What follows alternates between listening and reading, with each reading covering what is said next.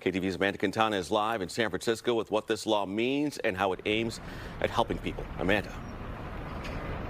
Yeah, well, Governor Newsom made this announcement yesterday with many mental health advocates supporting him. He says this is all part of a major overhaul of the state's mental health system here in California. Now, what this law does is it adds people suffering from substance use disorder or mental health illness to a list of people who are now eligible for a conservatorship. This means if someone who isn't able to provide for their own safety or medical care, in addition to food, clothing, or shelter due to those illnesses, someone else, usually a family member, can intervene and force them to get treatment.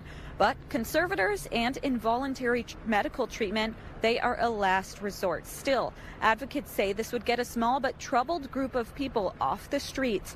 But a psychiatric nurse I spoke to says she has patients on long waiting lists and not enough facilities or resources to treat them.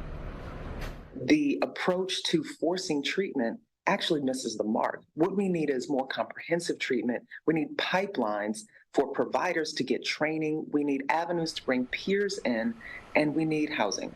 And one of the reasons that people continue to cycle out of block units or out of hospitalization and onto the street is because we don't have the appropriate resources to transition people into.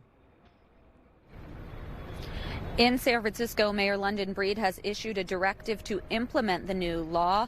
Esteen worries that this will mean police easily being able to lock people up, citing substance use or mental health illness. But the governor's office says this law will give families, courts, and mental health departments a more effective approach for delivering last resort behavioral health care. Some of the advocates say before this, laws often prevented doctors from being able to provide treatment for people in dangerous, deadly situations on our streets. The governor's office says that this is the first time that California's conservatorship laws have been updated in 50 years. And supporters of the law, they say that it needed to change in order to reflect the unfortunate realities of what we are seeing right now. We have a mental health crisis, we have a substance use crisis, and we also have a homelessness crisis here in San Francisco. So they said this needed to be updated, and that's one of the big reasons why this needed to change.